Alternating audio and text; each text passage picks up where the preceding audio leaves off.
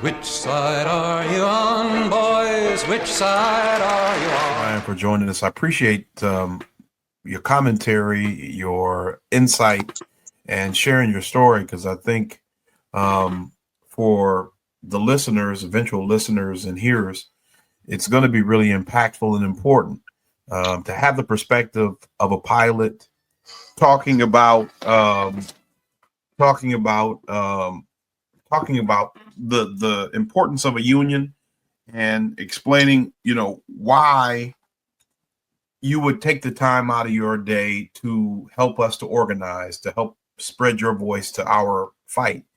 Um, and I guess this is kind of tongue in cheek, but not so much. We've talked a lot about on the show the revolving door, right? Delta has this idea of a policy of an open door. You can come and talk to management whenever you have an issue, and we call that the revolving door, because you come in and you come right back out and nothing's changed, or you go in and complain and you're walked out because you've complained. So as a unionized employee, one of the few unionized work groups at Delta, do you feel like that has impacted your relationship with the company? Delta prides itself on being a family, one great team, and, wrote thank you on the side of an airplane for all of us, and the world's greatest employees on the side of all the buses and all this other. They take articles out in the newspapers and all these other proclamations whenever they can. But as a unionized employee, do you feel like you have a worse relationship with the company, or do you feel more or less inclined to engage in these types of demonstrations? When we have profit sharing, they have these, events, so they take pictures and they do these things. Do you feel like, you are, again, reiterate, more or less inclined to engage in these types of behaviors as a unionized employee? How does that affect your relationship with the company or with your management? So thanks. Sure. Yeah. I can go on lots of different tangents with that.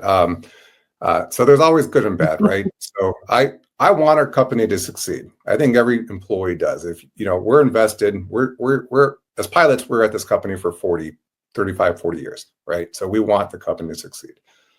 On the other hand, like, why don't you treat us better, right? And, as an example, I know a lot of our pilots attend these events. They like to go to them. We have a good working relationship. When it comes to safety, we are all about it, right? So when we fly, it's a whole different conversation with safety than I think it is with you guys, unfortunately. We have a aviation safety reporting program, and all these other different things with the company that they want to know about if we have issues, right? So if we want to prevent accidents and incidences, so they take it seriously.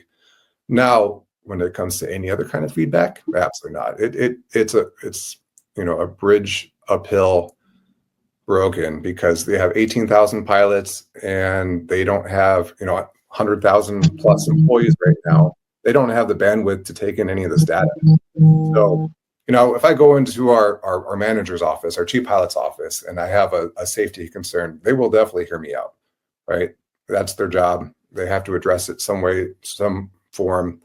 Will it get fixed? I don't know. But like in Detroit, we're harping, the pilots were, for a long time, that when we come in for metrics and safety standpoints, we don't have enough rampers on the ground to bring us in or to work on airplanes. And we advocated. And then they finally, after we kept bugging them, I think they finally opened the door for 50, 60 more hires last month or the month before, which is great, because we want to see more employees engaged in doing good work for us and having better benefits. But now we got to get you guys on the point where you guys are actually getting the better benefits compared to the other people that you're working with in the industry. But for communication wise, yeah, we have our union at Delta, let's just back up. The Airline Pilots Association is made up of, the number fluctuates, but I think we're over 70 different other airlines, all associated with our main umbrella. And so we have resources there. At Delta, we have over 500 volunteers, unionists working for the association, our union, in order to get this stuff done. And our safety group is massive. It's probably half of the numbers of our volunteers. You know, whether it comes to fatigue, to aviation safety reporting, accident and incident reporting, safety and health on layovers in the cities that we have to lay over in, to domestic operation issues. We have volunteers for all that, and they all have their company counterpart that they work with. You know, so if a pilot has a problem, they let us know via an online communication tool that we have, and then it goes to that specific committee. And then that committee then engages with the company to get this resolved. So not every pilot has to go straight to somebody. They come to us so we can address that problem for them. Hopefully that answered your question. It did. Thank you. Thanks for that insight. Yeah. Okay.